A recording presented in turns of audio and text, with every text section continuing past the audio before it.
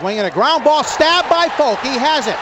He underhands to first, and the Boston Red Sox are the world champions. For the first time in 86 years, the Red Sox have won baseball's world championship. Can you believe it? All right, welcome back to the Fenway Files. Thank you for joining us tonight. My name is Tyler, if you don't know already. And unfortunately, I have to make some adjustments to my podcasting schedule because of my always changing work schedule. It's been almost 9 days since my last recording, so I do apologize. I hate recording in the middle of series, but going forward, that looks like that's going to have to be the normality. I don't want that to be the normal, but it is what it is. If I do a couple more after the All-Star break, I feel like, oh, this is really hurting the product of the podcasts, then I will reevaluate, try to cram some things in and go from there. But for right now, it looks like going forward, my podcasts will be posted or recorded on either Tuesday night into Wednesday or Wednesday morning. So either of those two, because unfortunately it looks like Tuesday and Wednesday are the only 2 days I have off from work going forward, and that's typically the middle of a week series. So that kind of screws me one way or another. But speaking of the All-Star break, I'm probably going to be doing a All-Star game podcast episode or a stream or something to do with the All-Star game. It's mainly going to be an evaluation of the season so far, although that's probably going to be pretty self-explanatory. But right now, a lot of things are up in the open, so bear with me a little bit, and I will try to deliver to you the best product that I possibly can. And to connect back to my last podcast episode, there was recently a meltdown on 98.5 The Sports Hub, the local radio station in my area of New England, that I think perfectly summarizes my issues with ownership. Because, and as rightfully so, a lot of people on Twitter have mentioned to me, oh, well, ownership started spending more money. Yes. But it's who they're spending the money on that's the problem, because when there were bona fide, absolute lockdown superstar players on the free agency market, and you didn't even give them a reasonable offer on the table, there's where the problem comes from. So for context, this is related to the Rafael Devers contract dump to the Giants, and that's simply what it is. It was a contract dump to the Giants. Excuses aside, that's what it was. We have a handful of players on this team that are basically sucking up the entire $230 million payroll that we have to work with. And a couple of them are Walker Buehler, who's making, I think, $22 million a year. Patrick Sandoval, who is making $18 million a year, and he hasn't even pitched a damn game yet. And then Masataka Yoshida, Trevor Story, and Lucas Giolito. Now, Lucas Giolito I have to give credit to, because Lucas Giolito has been arguably the best pitcher outside of Garrett Crochet the last 6 starts, or the last 6 rotation cycles. For basically the last month, he has a sub-2 ERA in his last 7 starts. So that's not something I can simply brush over, but that's not who he is as a player. Very similar to like Tanner Houck last year before the All-Star game. He had one half of a fantastic season, and then we've never seen that version of himself again. Now, Lucas Giolito is retooling his arsenal. Bailey's working with him in the pitching lab. Some things are working, and obviously some things aren't. His ERA on the road is like 6 times what it is at home. So obviously Giolito has his problems, and he has his things that he's working on. But I thought that this rant perfectly summarizes the frustration that I have, and that a lot of other fans have, and media members have, with this ownership and how this roster is constructed. I am pissed that 10 days after feeling the best I felt about them, that they've gone on this run of trading their best hitter and playing like a bunch of bozos again. whine about the umpires, whine about replay. You know who does that? Losers do that. Bueller, Giolito, and Patrick Sandoval could have bought you 2 Rafael Devers. Oh, my God. What are those guys making combined on this roster this year? Matt's just texted $55 million. I hate this team. He's gone. $55 million. $55 million? 55. Mass. $55 million. Fire everyone. Fire Breslow today. So, in case you didn't hear that, between Patrick Sandoval, Lucas Giolito, and Walker Bueller, they are making $55 million a year.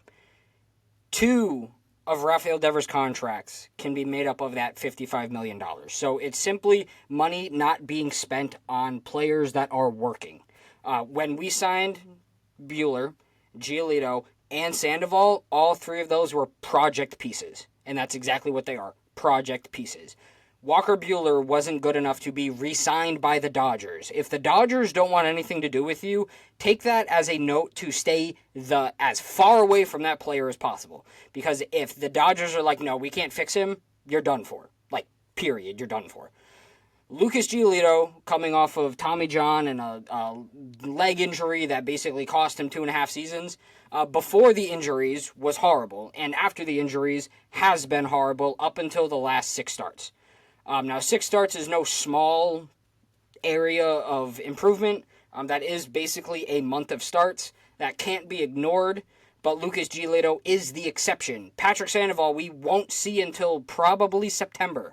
So, there's a chance that Patrick Sandoval never even makes it onto the team in 2025. So, the fact that we are spending $55 million on those 3 players for them to basically contribute a fuck ton of zero to this team is where all of that frustration is coming from. You want to know what $55 million can buy you?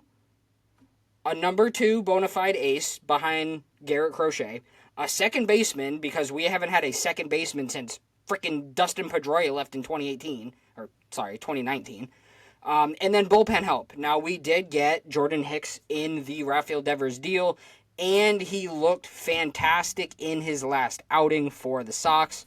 So maybe that helps, and I saw a fantastic tweet which basically said Slayton, Whitlock,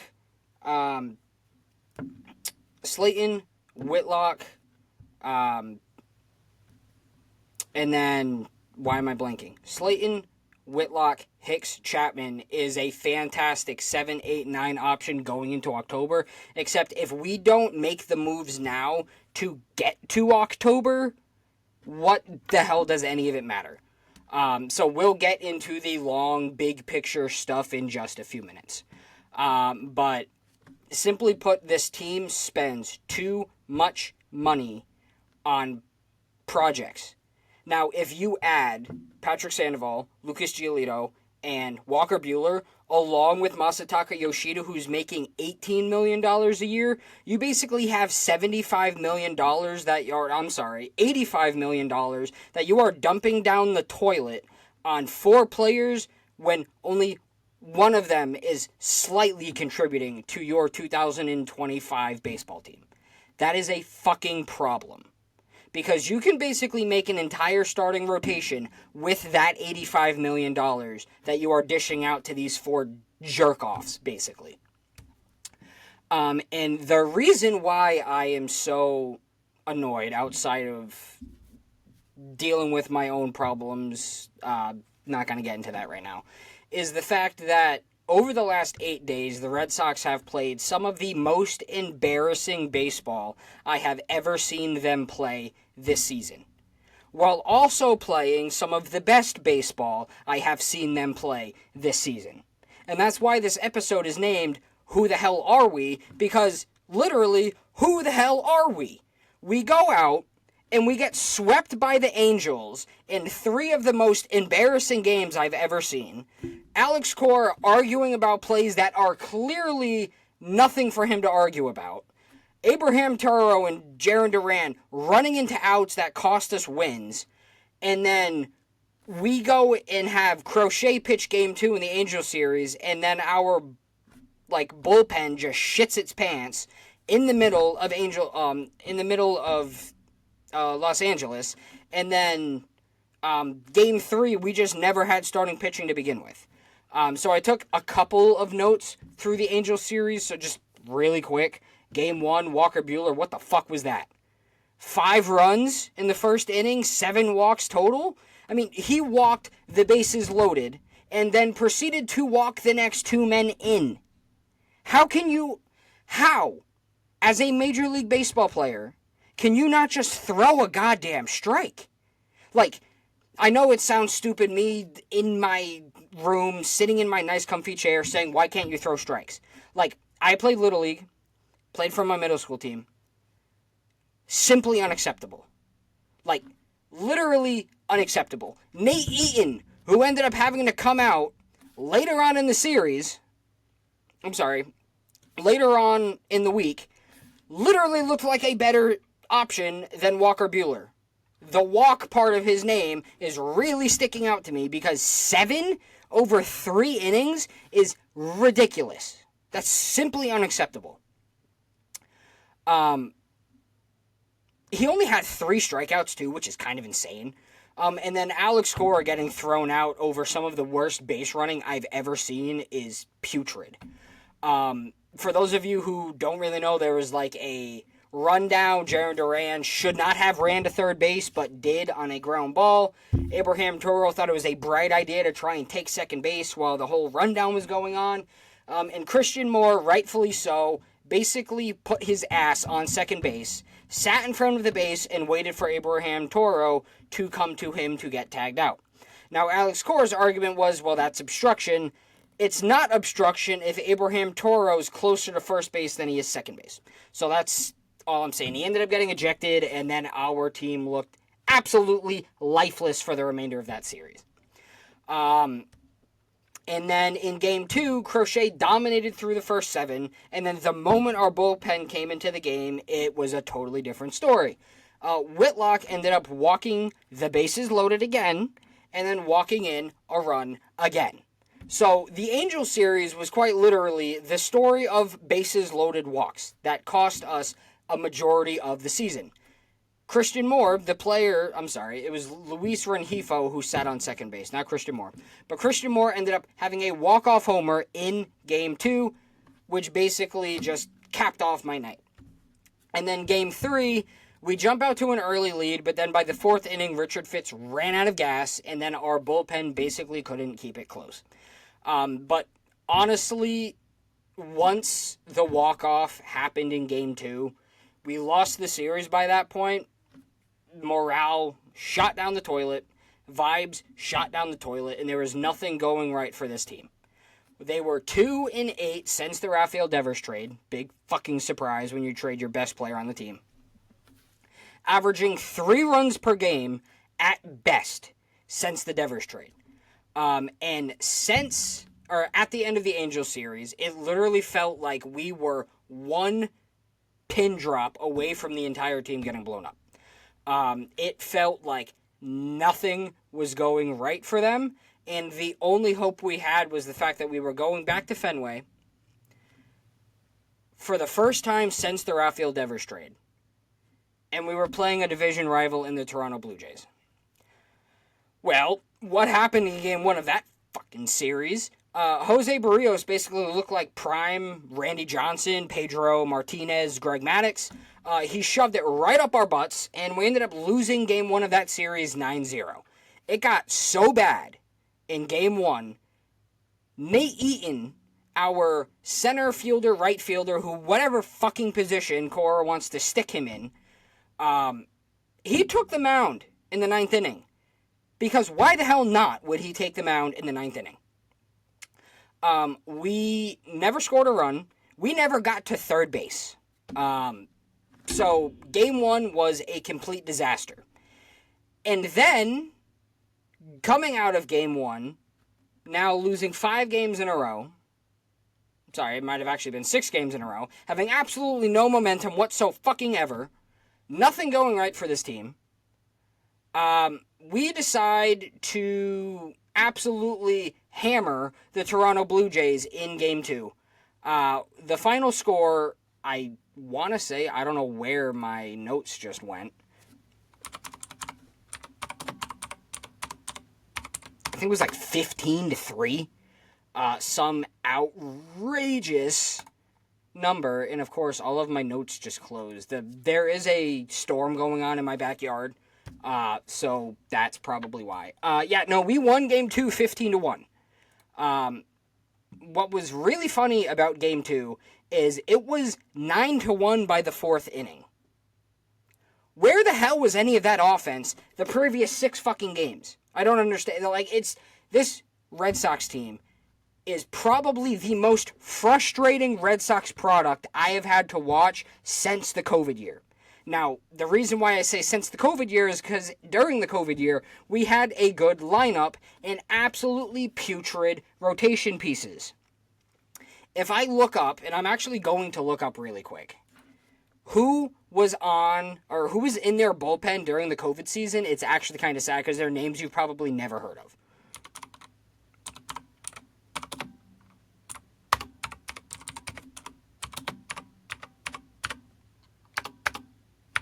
Sorry, typing with one hand because my mic's in the way. So in 2020, the Red Sox bullpen included some of the following names. Brandon Workman, bum. Matt Barnes, bum. Ryan Brazier, bum. Heath Hembry, bum. Colton Brewer, the person who was literally only on this team because he knew how to throw a damn curveball, bum. Josh Osich, bum. Jeffrey Springs, bum. Marcus Walden, bum. Austin Bryce, bum. Matt Hall, bum. Dylan Covey, never heard of him. There literally was nobody who could throw a damn ball for this team in 2020.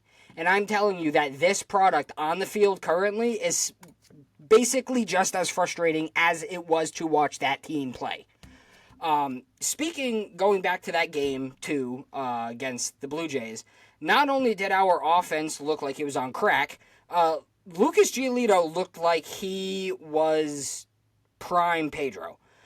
He did allow a run in the third, but that was the entire offense for the Blue Jays. He went 7 strong innings, which I would have never fucking expected. His stat line is kind of crazy, and for whatever reason, of course, again, my computer's being weird. It also helps that Chris Bassett only went 2 innings. 7 innings, 6 hits, 5 strikeouts, only 1 walk and 1 run. No earned runs allowed. Lucas Giolito is now 4-1 with a sub-4 ERA. His ERA is now 3.99. Chris Murphy, coming back from Tommy John surgery, went 2 scoreless innings in relief, 2 walks and 2 strikeouts. His ERA is 0. The Red Sox looked like one of the best teams in baseball in Game 2 of the series, and that was the only positive moment from the last entire week outside of something I'm going to mention with the Reds series. Because, again, recording in the middle of series is very difficult. Now, Game 3 of the Toronto series, by the end of the first inning, it wasn't even, 1 second. Alexa, stop. Sorry. By Game 3, it wasn't even remotely, by the second inning, it wasn't even remotely close in Game 3. Back-to-back homers by Barger and Vladdy Guerrero basically nailed the coffin on that series. We would never hold a lead in Game 3, and by the 5th inning, our offense died. Period. It was another horrendous Buehler outing. It wasn't as bad as the 7 walks outing, but back-to-back homers in the first inning is not acceptable. Period. And I genuinely didn't think he could get worse, and then he proceeds to get worse. So there's going to be conversations had by Cora, by Breslow, by somebody in the Red Sox organization about who the hell or where the hell Walker Buehler is going to go, because he cannot stay in the rotation any longer. Kyle Harrison, one of the big pieces of the Rafael Devers trade, is getting rehab work in Worcester currently. He might be taking Walker Buehler's start before you know it, because Walker Buehler needs to spend some time with Tanner Houck and figure out what the fuck is going on, because he stinks. He's absolutely horrible. He's a great guy off the field, Great person, great follow on social media, but his performance has been horrible so far, and he has even said so in interview after interview after interview. Speaking of interviews, there is something kind of important going on later on in this podcast, and I will get to that in a little bit, but small preview. The Section 10 podcast, which basically gave me the inspiration to make my own podcast, got a chance to interview Duran, the starting left fielder for the Boston Red Sox, last year's All-Star Game MVP. Because there was some undisclosed beef going on between him and Jaron. They talked it out, and they moved forward. But he said a lot of things in that interview that I want to highlight, and I'm going to play some clips of that. That'll be later on. So that horrendous series against Toronto with the weird middle game in between. We, in this past week, went 1-5, got swept by the Angels, and then only won one game during the Blue Jay series. Leading into a Red series where the Reds have won 7 of their last 8, won a series against the Yankees, and San Diego, 2 of the best teams in baseball. They had all of the momentum coming in, and we had literally none. And then we go out and have one of the best offensive games of the season in Game 1. Game 1 was basically the Wilyer Abreu game. He had an inside-the-park homer and a grand slam. He is the first person since 1938 to do both of those in the same game. He is the first person since, you guessed it, Rafael Devers, to have an inside-the-park home run at Fenway Park. The last person, or Red Sox player, to have a inside-the-park home run was, I believe, Eduardo Nunez in 2022, but that was on the road. So the last at Fenway inside-the-park home run was Rafael Devers. So passing of the torch, maybe. I do have to say, too, the amount of, trade bait that is going on social media involving Wilyer Abreu is simply stupid. Wilyer Abreu is on pace for almost 30 home runs and batting almost .280. Why the hell would you trade that out of your lineup? But then again, we also traded Rafael Devers, who was on pace for 40 and 120, so beats me. I can't give you any updates on Game 2 because they are in the middle of a rain delay. Just double checking.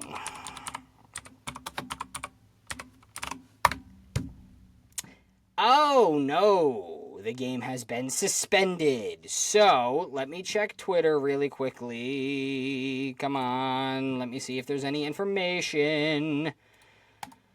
And my internet's acting up. Crap.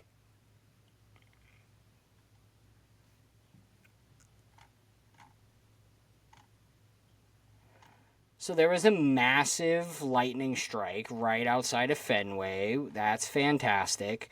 When's this game being played? I'm not going to be able to find it. Let me see. Let me see if Jerry Carabas has got anything, because he's fantastic follow. No, nothing from the last 40 minutes.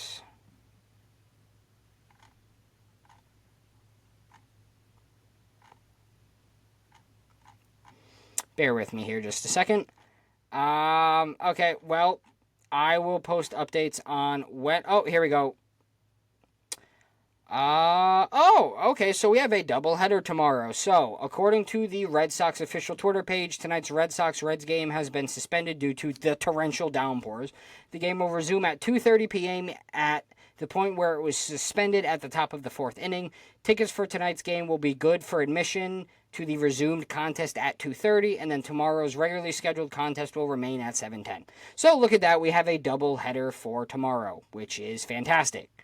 Not really, but that gives me absolutely nothing to go off of outside of the last 8 games. With that being said, we have highlight players of the week, and I say players because rightfully so there will be 2, and then lowlight players of the week, and there's only 1.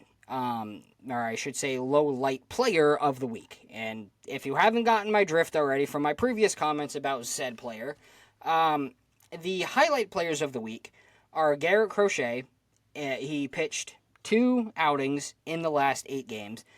His record is 1-0 with an ERA of 2.77, which is a little bit high for him, but 19 strikeouts in those 2 appearances between June 23rd and July 1st today. Wilyer Abreu is the second highlight player of the week because over the last 7 games in between June 23rd and July 1st, he is batting .280, 7 hits, 3 homers, 11 RBIs, and 4 runs scored in those 7 games. And if you take Wilyer Abreu's offense out of this lineup for those 7 games, we probably don't win. We don't win the Toronto game, and we certainly, you can make the argument, don't. Well, okay, you can't say that. If you take Wilyer Abreu's productivity out of this lineup, the record is not any better. That's for sure. The lowlight player of the week is pretty self-explanatory, and it is Walker Buehler. He is 0-1 in the last 8 games, or 8 days, with a 10.13 ERA and only 6 strikeouts in 2 appearances between June 23rd and July 1st. Simply unacceptable. Period. Now, I can't really say how are the big 3 doing when one of the big 3 is down in Worcester, that being Christian Campbell getting time at first base. So how is Roman Anthony and Marcelo Meyer doing? Well, their averages aren't that great. However, if you look at their metrics off of like Baseball Savant and any of those I almost just fumbled my words. Statistical categories, both of those players are off the charts. Roman Anthony more so than Marcelo Meyer. Their stat lines, unfortunately. Roman Anthony is batting .210 with 13 hits, 1 homer and 6 RBIs, 8 runs scored in his last 19 games played this season. One thing going for Roman Anthony is he's working counts, getting on base a lot, and his Baseball Savant page is basically all bright red. He has been hitting the ball hard all over the park. He has been hitting some of the hardest balls at Fenway Park hit this season outside of Rafael Devers, and he's only played in 19 games. Now, Marcelo Meyer is batting a little bit better than Roman Anthony. He's batting .220 with 18 hits, 4 home runs, 7 RBIs, and 13 runs scored in 28 games. In order for Marcelo Meyer to have 13 runs scored, he needs to get on base, and that's exactly what he does. One thing that stands out a little bit more about Marcelo Meyer than Roman Anthony is his defense, because Marcelo Meyer basically looks like a potential Gold Glove winning third baseman / second baseman / shortstop because they have him playing all over the goddamn field. But his play at third base has been some of the best third base play I have seen since arguably the last 10 years of Red Sox baseball. So it's just like, give them time. They will progress. They are clearly making adjustments. Over the last 3 or 4 games, Roman Anthony has been one of the best players on the Red Sox outside of Wilyer Abreu.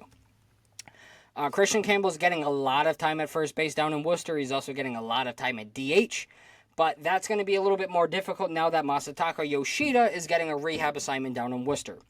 So magically, with the Devers contract being dumped on the Giants, Masataka Yoshida is resurrected from the grave and is now somehow back playing in Worcester. Shocking.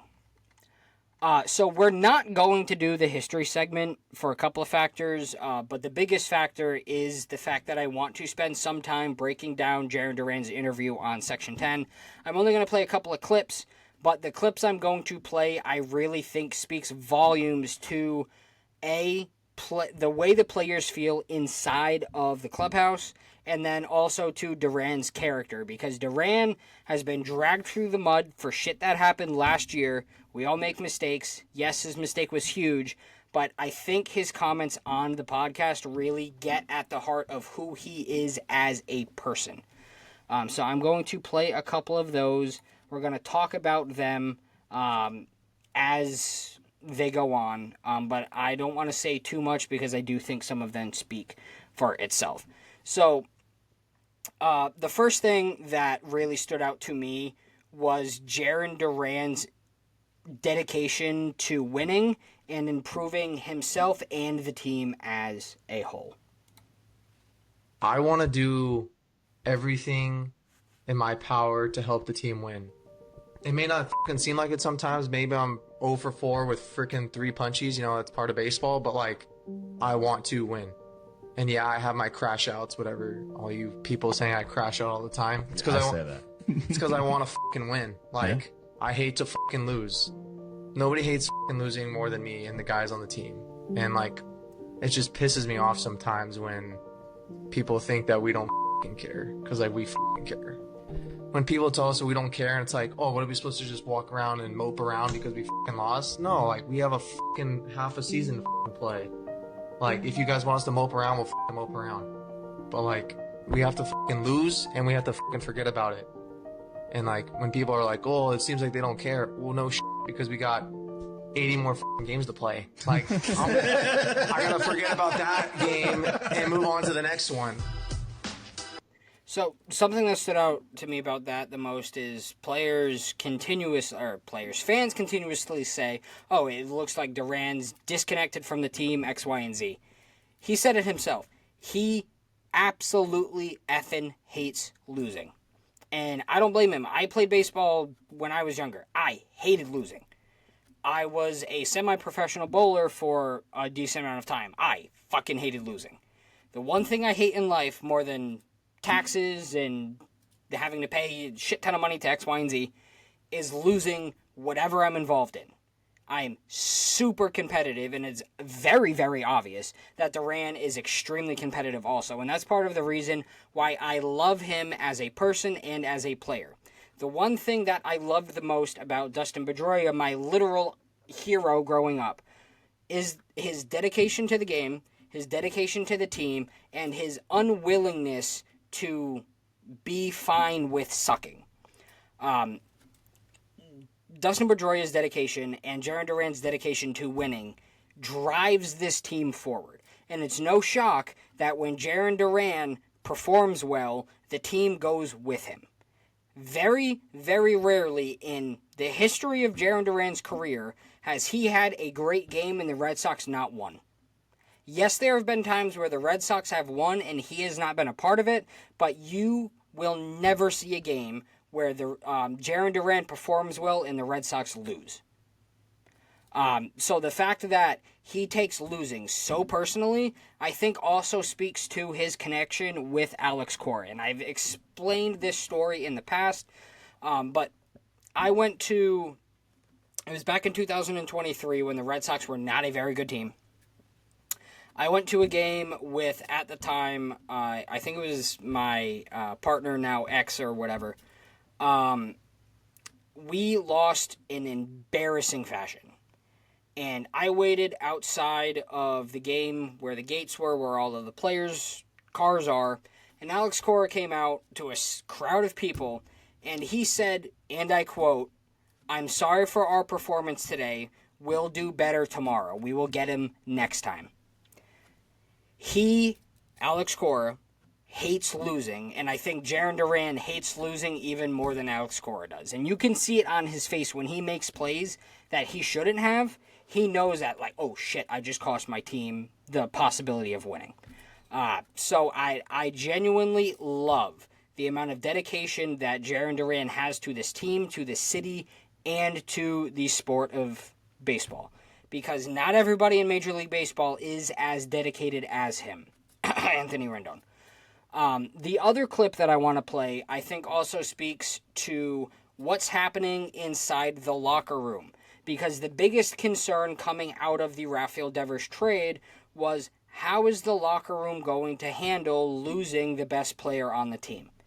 And usually, when you lose the best player on your franchise, on your team, your franchise cornerstone for the last 9 seasons, things usually start to spiral out of control. So Jarren Duran's comments on the Devers trade I thought were really fascinating. Do you guys feel like post-Rafael Devers trade, you guys have almost become a closer group or kind of come together? I feel like people wanted us to dwell on it. But it's like, what is that going to do? It's not going to bring them back to the fans. Like, if you're mad about it, like, you guys can be mad about it because you don't have to go and perform on the field the next day, like, we don't have that luxury to be upset about it because I got to go out and win a game the next day with or without Rafi. So, but I mean, we were always a pretty close group, and I think just all these people getting upset about it, it's obviously made us closer because it's like, all right, well, they think we're going to suck without Rafi. Like, well, we have to go prove them wrong now. So that's also something that I love about Duran, but it also sometimes comes back to bite him in the butt, is feeling like he has to prove himself to everybody. And now the Red Sox do have to prove themselves to everybody, and I think that's ultimately going to cause them to spiral out of control at some point. But Duran basically said, why the hell are we going to care about the Rafael Devers situation when we have games, to play right now? And as somebody who has played sports in high school and in middle school and growing up, when you lose players to injuries, you can't cry and sit on the sideline and say, oh, well, our best player just got hurt, game's over. Like, no, you have to keep moving forward. You have to keep pushing, because every day when you show up to the ballpark, you don't know what is going to happen.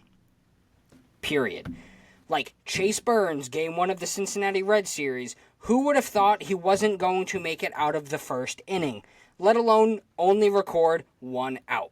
That's not something that you can expect. That's not written on a magic crystal ball that Craig Breslow has in his stupid-ass office. It simply just doesn't make sense. And things like that happen all of the time in Major League Baseball. That's why these players keep playing as hard as they do, because every day is a new day.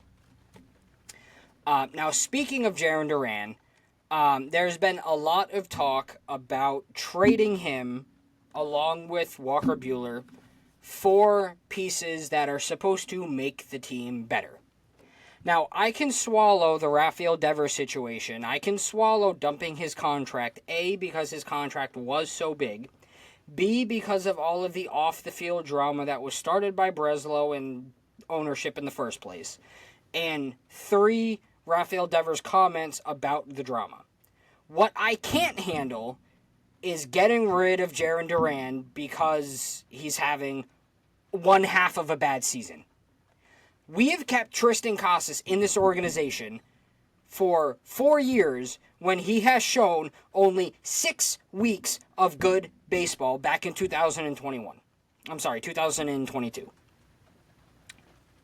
Yeah, it was like literally 6 weeks of good baseball in between the 2022 and modern day baseball. If we're willing to hold on to him for that, why the hell are we going to get rid of Jarren Duran for literally 1 month of bad baseball? It doesn't make any sense. He had one bad month. His month of May was not good. Like, I can't make any excuses. He was one of the worst players on the team. Well, one of the worst offensive players on the team. It can't get much worse than Walker Buehler and Lucas Giolito's May, but that's besides the point. And Connor Wong, who still exists. But the fact that they're willing to say, oh, you know what, Duran, you're good. You can go somewhere else. After the fantastic 2023 that he had cut short due to a toe injury, and then arguably the best season we've seen out of somebody since the 2018 Mookie Betts season last year, is simply unacceptable. And that I'm putting all of my personal bias aside with Duran because of all of the off-the-field mental health stuff.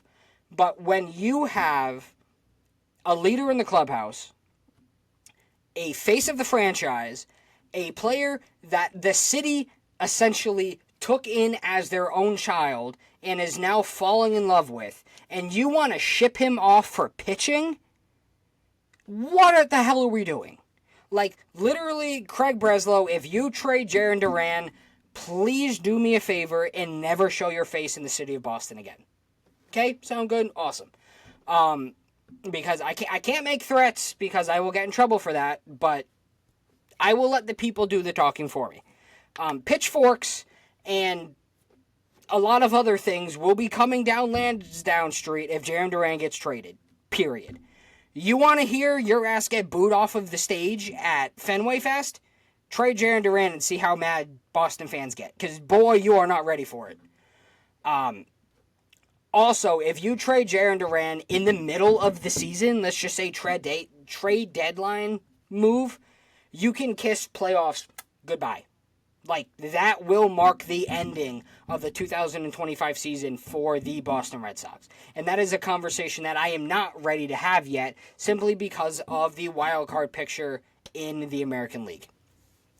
The other thing, who the fuck is going to be our leadoff hitter if we trade Duran Duran? Because it's not Rafael Devers. He doesn't play here anymore. It's not going to be Roman Anthony. It's sure as hell not going to be Trevor Story. It's not going to be Carlos Narvaez. It's not going to be Marcelo Meyer. It's not going to be Christian Campbell. My best guess is it would be Masataka Yoshida being our leadoff hitter. And if that's your leadoff hitter, you are fucked. Period. Now, looking at the division, because the division is getting a lot more tighter. It's like a muscle that was just stretched out and that is now kind of constricting back to form.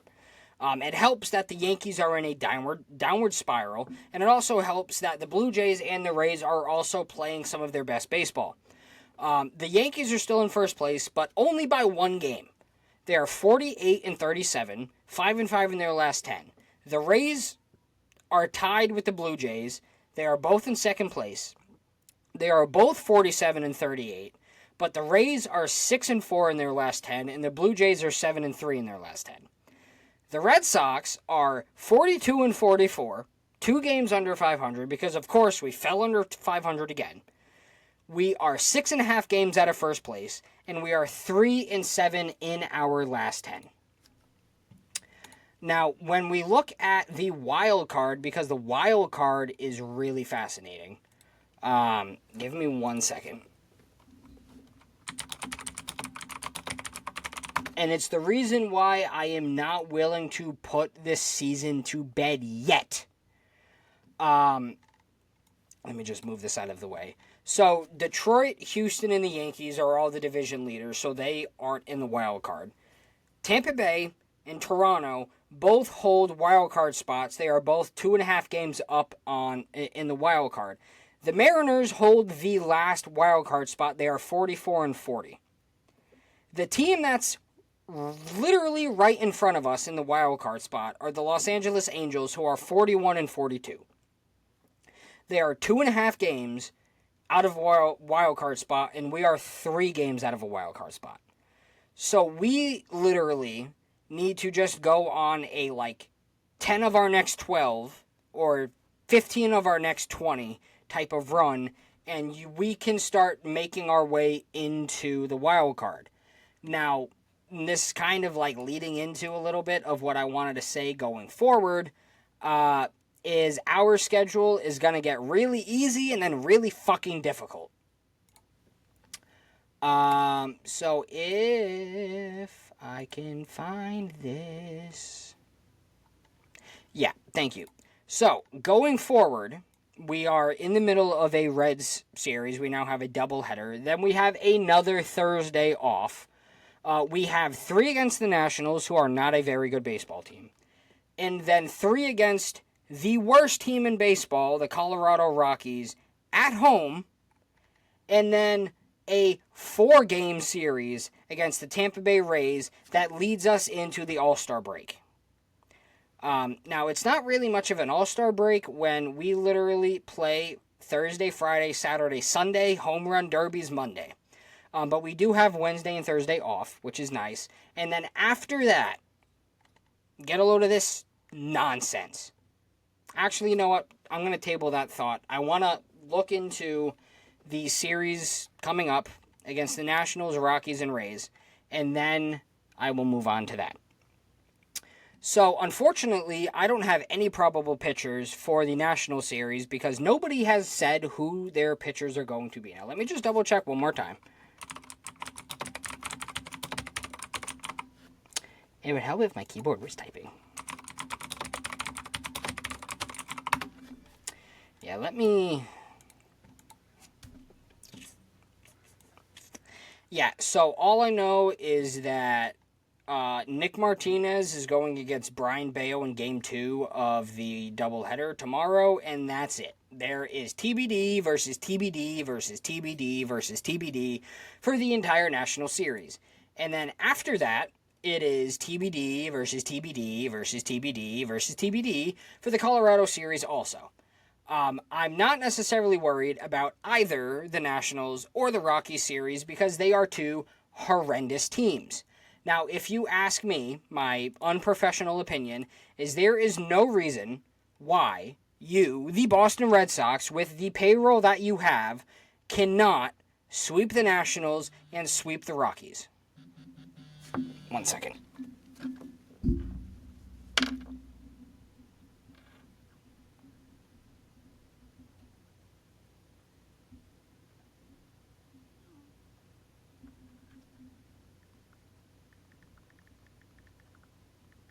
Sorry, just a second.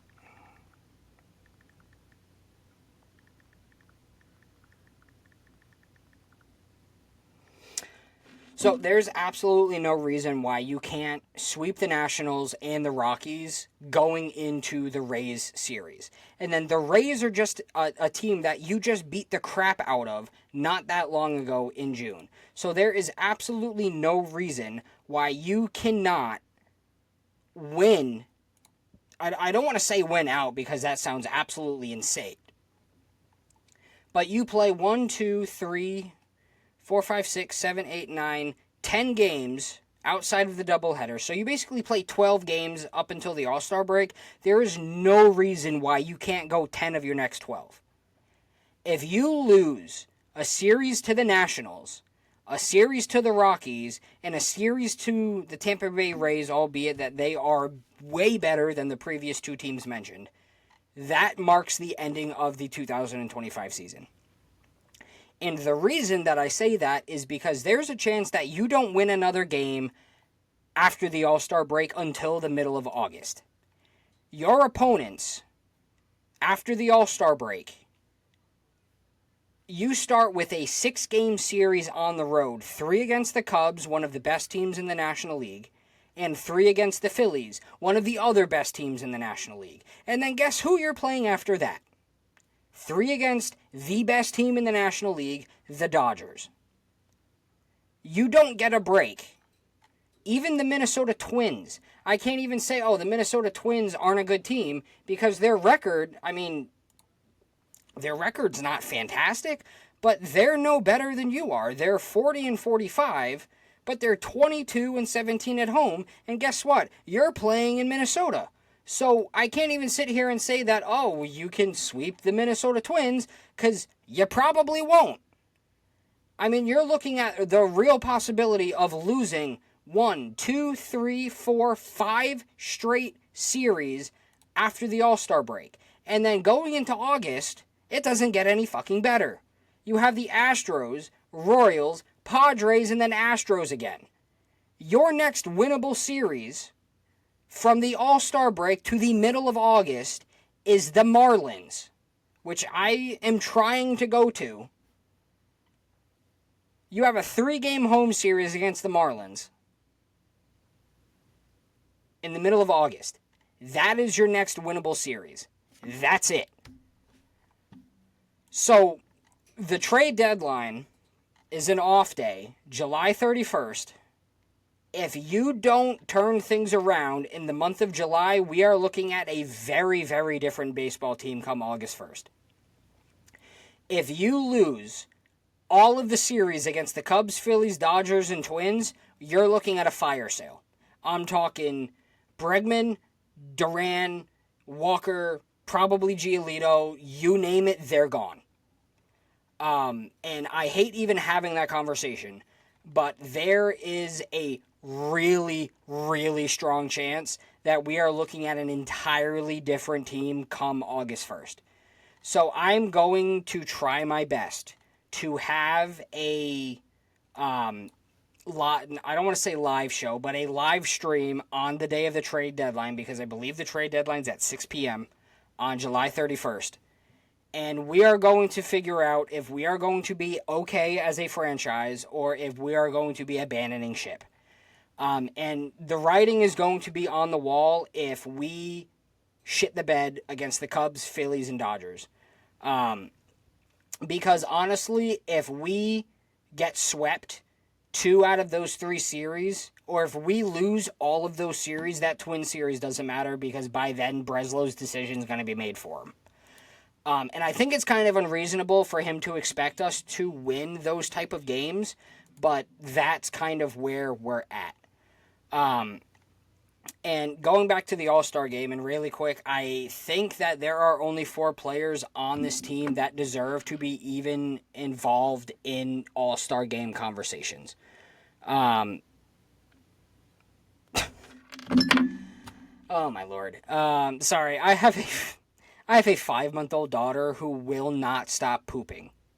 And I don't want to get into the details, but it has been a very annoying day in terms of baby poop today.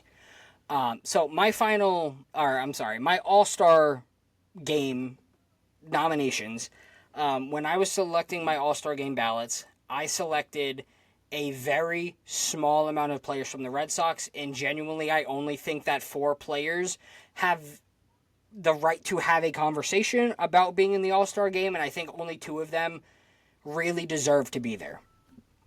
Now, I would say 3 of them really deserve to be there if Alex Bregman wasn't hurt and wasn't coming back after the All-Star game. I don't think he's going to pull a Kyrie and play in the All-Star game, even though he was nominated as a finalist to be a starter. But the 4 players that come to mind when I think of All-Star with this team, Garrett Crochet, number 1. If it wasn't for Tarek Skubal, he would be starting for the American League. Alex Bregman, if he wasn't hurt, would be starting for the American League at third base. Aroldis Chapman should be the closer for the American League in the All-Star game. You can make the argument that he has been the best closer in baseball this season.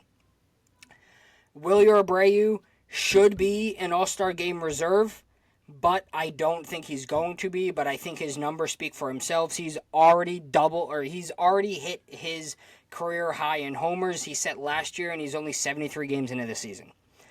Honorable mention to Romy Gonzalez because his batting average is over 300 right now, which is going very much under the radar, but I don't think he gets enough at-bats in order to get him to the All-Star game. So honorable mention to Romy Gonzalez. I do know who's not making the All-Star team. Walker Buehler and Connor Wong. That's for damn sure. So my final thoughts, genuinely, and I said this before, I don't know who the hell this team is. Because one day, we wake up and they absolutely embarrass us, go 9-0, and then the following day we score 15. It doesn't make any effing sense. I don't know what needs to happen. I mean, I do know what needs to happen. There needs to be more investment by ownership, that's for fucking sure. But I don't know what this on-the-field team needs to do in order to turn this shit around. Because so far what's going on is not working. And what I've noticed is our team goes as far as the person on the mound goes. And when I say person on the mound, I don't mean the starter. I mean the person who is throwing the baseball for the Boston Red Sox. Starter, relief, closer, doesn't matter. If Garrett Whitlock walks in runs with the bases loaded, our offense literally dies. When Garrett Crochet goes out and pitches 7 strong innings, our offense tends to do good if we don't face excellent starting pitching on the opposite end. But when our bullpen starts blowing leads, our offense refuses to claw back. When we face good starting pitching, our offense drowns in strikeouts. So I genuinely think that our team will only go as far as our starting pitching will let us. If Walker Buehler continues to be this bad, if Richard Fitz continues to not perform up to our expectations, we literally don't have a season to even be talking about. I kind of already included my final thoughts about the schedule after the All-Star break, so I'm going to table that. And I've already mentioned the deadline live stream, possibly. So the last real comment I have is this Red Sox team has a very, very small amount of time to figure out who the fuck they are as a team and whether or not they decide to want to make the playoffs or not. Because that's what we're talking about right now. We are talking about a very small 3-week window where you say, okay, Breslow, Cora, we're making the playoffs, or Breslow, Cora, we need to start thinking about 2026, 2027. And that's where we are at in the season. That's where we are at as a franchise. And it feels like it is like 1 step forward, 2 steps back. We are never 5, 6, 7, 8 games over 500. We are always 5, 6, 7 games under 500. In this entire season, it has felt like we are drowning slowly. And if the next couple of weeks, up until the All-Star break, don't go according to expectations, it's abandoned ship season. And I will be the first one to blare the abandoned ship horn that I am trying to create. So hopefully, going forward, we can have different conversations about this team. We can talk playoffs. We can talk X, Y, and Z. But right now, it's up to the team to decide on whether or not we can even have those conversations to begin with. So thank you for staying for the entire episode. You can find me on Twitter, X, TikTok. I now have a up and running TikTok. You can find me on YouTube, Apple Podcasts, Spotify. Thank you everybody for the support, and I hope you all have a wonderful rest of your night.